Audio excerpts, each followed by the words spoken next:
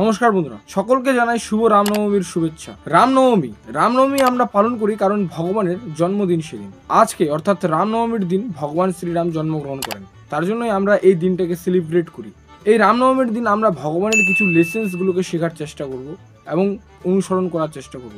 ভগবান শ্রীরাম এই পৃথিবীতে জন্মগ্রহণ করেছিলেন কারণ সাধারণ মানুষকে শেখাতে চেয়েছে জীবনে কি করে চলা উচিত, মানুষের লাইফস্টাইল কি হওয়া উচিত, মানুষকে কি কি বিষয়গুলোকে ফলো করা উচিত।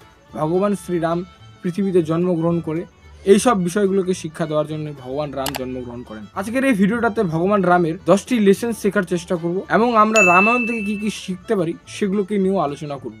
সবার প্রথমে আমরা আলোচনা করি রামায়ণকে নিয়ে, যে রামায়ণ থেকে আমরা কি কি লেসন শিখতে পারি এবং আমাদের জীবনে কি করে কাজে লাগাতে পারি সেই লেসনসগুলোকে। ফার্স্ট সেটা হলো সত্যের জয়।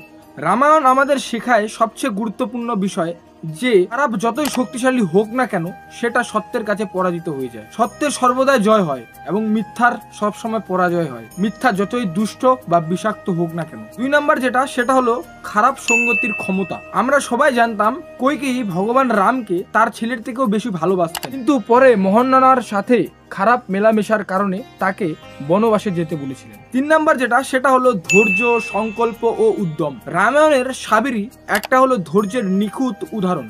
ভগবান রাম তার সঙ্গে দেখা করবে, তার বাড়িতে আসবে, এটা তিনি বিশ্বাস করেছিলেন এবং এই কারণে তিনি প্রতিদিন তার বাড়ির সামনের যে রাস্তাটা রয়েছে সেখানে ফুল বিছিয়ে রাখতেন এবং বন থেকে ফল নিয়ে আসতেন ভগবান শ্রীরামের জন্য। কেউ বিশ্বাস করতো না, কিন্তু তিনি তার প্রতি সম্পূর্ণ বিশ্বাস রেখেছিলেন, ধৈর্য রেখেছিলেন। তার জন্যই কিন্তু ধৈর্য তার জন্য অপেক্ষা করেছিলেন। একটা গুরুত্বপূর্ণ লেসেন্স বলতে পারি। আমরা অনেক কাজ করি, অনেক হার্ডওয়ার্ক করি, বাট আমরা সাকসেস পাই না। এটার জন্য আমাদেরকে অপেক্ষা বা ওয়েট করা উচিত যে আমরা একদিন না একদিন সাকসেস হবই। এটা আমাদেরকে বিশ্বাস রাখা উচিত নিজের উপর। 4 নাম্বার সেটা হলো অহংকার। রাবণের অহংকার এবং তার অহংকারের দিক রাবণকে ধ্বংসের দিকে পরিচালিত করেছিলেন। যদিও সে একজন জ্ঞানী, শক্তিশালী এবং ধনী শাসক ছিলেন, কিন্তু তবুও তার অসৎ কার্য তার পতন ও শেষের কারণ হয়ে দাঁড়ায়। 5 নাম্বার সেটা হলো সত্যিকারের ভালোবাসা। রামায়ণ আমাদের প্রেম ও ভালোবাসা শেখায়। ভগবান রামের মা সীতার প্রতি যে ভালোবাসা, সেই ভালোবাসার ভগবান রামকে একটি ভয়ানক যুদ্ধ করতে এবং রাবণকে পরাজিত করতে পরিচালিত করেছিল। শুদ্ধ এবং নিঃস্বার্থ জীবন, অন্ধকার সময়ে অপরিমেয় শক্তি ও শক্তির রহস্য। কিন্তু বর্তমান সময়ের রিলেশনস গুলোতে আমরা এই ট্রাস্ট বা যে ভালোবাসাটা সেটা আমরা দেখতে পাই না। এই জন্য আমি বর্তমান সময়ের ভালোবাসাগুলোকে কিন্তু ক্রিটিসাইজ করেছি। কিছু ননসেন্স ও ইডিয়েটরা যাদের মাথায় কোনো বুদ্ধি নাই, আনএডুকেটেড, শুধুমাত্র নামেই পড়াশোনা করে, কোনো শিক্ষা অর্জন নয়, জাস্ট খালি পড়াশোনা করে, এরকম কিছু ননসেন্স মানুষরা আমার ভিডিওতে কমেন্ট করে যে তুই তো নিজে রিলেশনশিপে আছিস। আমি সেই ভিডিওটাতে এটাই বুঝাতে চেয়েছিলাম যে বর্তমান সময়ের রিলেশনশিপগুলোকে কিরকম হওয়া উচিত এবং কিরকম হয়ে আছে। ভগবান রাম এবং সীতার যে রিলেশনটা ছিল সেটা কিরকম ছিল, একে অপরের প্রতি যে ভালোবাসা ছিল সেটা কিরকম ছিল, কিন্তু বর্তমান সময়ের ভালোবাসাগুলো কিরকম সেটাকে আমি ক্রিটিসাইজ করেছি। কিছু ননসেন্স রয়েছে যারা নিজে যায় না তাদের নিজের কি গোল এবং অপরকে জ্ঞান দিতে আসে কোল্ড ওয়ার, KOLDWAR লিখে কমেন্ট করে। তারা ভাবে যে আমি তাদের কমেন্টগুলোকে সিরিয়াস নিই। আসল কথা সেটা হচ্ছে এই ভিডিওটার রিচের জন্য আমি তাদেরকে রিপ্লাই দিই, নাহলে এইসব ননসেন্স মানুষদের সঙ্গে তো রিপ্লাই কি আমি কথা বলার ইচ্ছাও রাখি না। কারণ আমরা রামায়ণ থেকে শিখতে পারি, যদি আমরা অসৎ সঙ্গের সঙ্গে থাকি তাহলে আমরা অসৎ মানুষে পরিণত হব। তো তার জন্য আমাদের অসৎ সঙ্গ বা খারাপ মানুষদের সঙ্গ থেকে দূরে থাকতে হবে, কারণ নাহলে আমাদের মাইন্ডসেটটাও চেঞ্জ হয়ে যাবে। 6 নাম্বার সেটা হলো সবার সঙ্গে সমান আচরণ করা। ভগবান রাম সবার সঙ্গে সমান আচরণ করতেন, সে যে কোনো বর্ণেরই হোক না কেন। এই জন্য ভগবান রামকে কিন্তু সবাই ভালোবাসতেন এবং সবারই কাছ থেকে ভালোবাসা পেতেন। তিনি লিঙ্গ, বয়স বা বর্ণ নির্বিশেষে মানুষের প্রতি সর্বদা সদয় এবং নম্র ছিলেন। নাম্বার সেটা হলো প্রতিশোধের চেয়ে ক্ষমাশ্রী। রাবণ তার যে বোন সুপর্ণা ছিলেন, তার অপমানের প্রতিশোধ নেওয়ার জন্য তিনি যে সিদ্ধান্তটি নেয় শেষ পর্যন্ত কিন্তু সেই সিদ্ধান্তটি তাকে মৃত্যুর দিকে নিয়ে যায়। এই জন্য কিন্তু প্রতিশোধের চেয়ে ক্ষমা করাটাই শ্রী। এখন আমরা আলোচনা করি ভগবান শ্রীরামের লেসেন্সগুলো, যে ভগবান শ্রীরাম আমাদের কি কি লেসেন্স শিখান মানুষ জীবনে চলার জন্য, সেই লেসেন্সগুলোকে নিয়ে আলোচনা করি। ফার্স্ট লেসেন্স সেটা হলো আইডল সন। ভগবান শ্রীরাম ছিলেন একজন আইডল সন। ভগবান শ্রীরামকে তার বাবা যখন রাজ্য ছেড়ে চলে যেতে বলেন, তিনি সেই রাজ্য ছেড়ে চলে যান 14 বছরের জন্য। একটুকু দ্বিধাবোধ করেননি, তিনি তার বাবার কথাটাকে একটুকু অমান্য করেননি যে আমি কেন যাব রাজ্য ছেড়ে, এই রাজ্যটা তো আমারই, আমি এই বংশের সব থেকে বড় ছেলে, আমার অধিকার রয়েছে।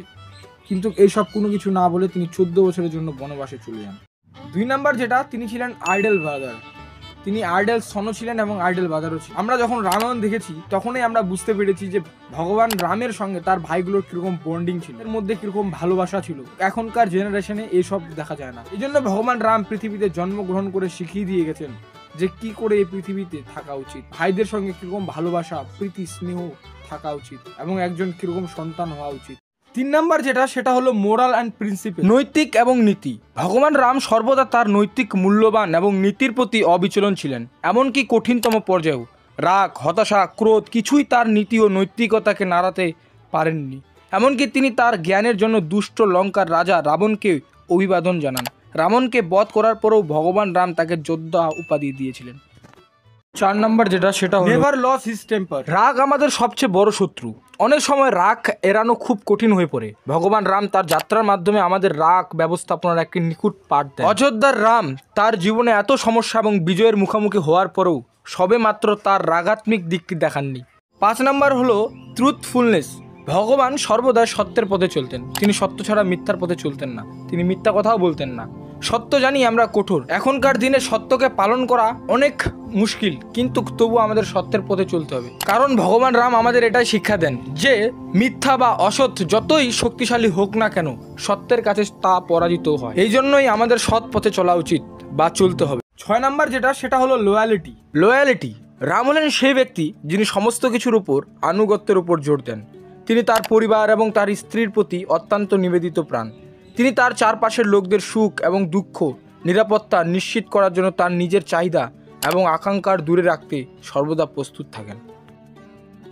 7 নাম্বার যেটা, সেটা হলো হিউম্যানিটি। রাম তার মহান ক্ষমতা এবং কৃতিত্ব সত্ত্বেও একজন নম্র আর নিরহ ব্যক্তি ছিলেন। তিনি সর্ব অবস্থায় পরম শ্রদ্ধা এবং মর্যাদার সাথে অন্যদের সম্মান করতেন। অন্য মানুষের সাথে তার সম্পর্ক নর্মতা প্রতিফলিত করে এবং সে সবসময় অন্যদের কথা শুনতে ইচ্ছুক। 8 নাম্বার যেটা, সেটা হলো উইজডম। রাম একজন জ্ঞানী এবং এমন কেউ যিনি পৃষ্ঠের নিচে তাকিয়ে কি ঘটছে তা নির্ধারণ করতে পারতেন। যুক্তিসঙ্গত সিদ্ধান্তে উপনীত হওয়া ক্ষমতা এবং পছন্দের পাশাপাশি গড়পড়তা ব্যক্তির মনের বিষয়ে তার দারুণ উপলব্ধি, সবই তার প্রজ্ঞার প্রমাণ।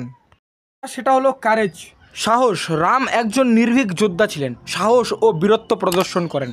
তিনি বীরত্ব ও সংকল্পের সাথে তার প্রতিপক্ষের সাথে লড়াই করার জন্য সর্বদা প্রস্তুত এবং তিনি যে লোকদের জন্য চিন্তা করেন এবং যে রাজ্যে তিনি শাসন করেন তাকে রক্ষা করার জন্য তার জীবন বিলিয়ে দিতে ইচ্ছুক, যেমনটি রামলীলায় চরিত্র হয়েছে। 10 নাম্বার যেটা, সেটা হলো কম্পেশন। সকলের প্রতি সদয় এবং উদার। রাম তার অনুকরণীয় চরিত্রের জন্য সম্মানিত।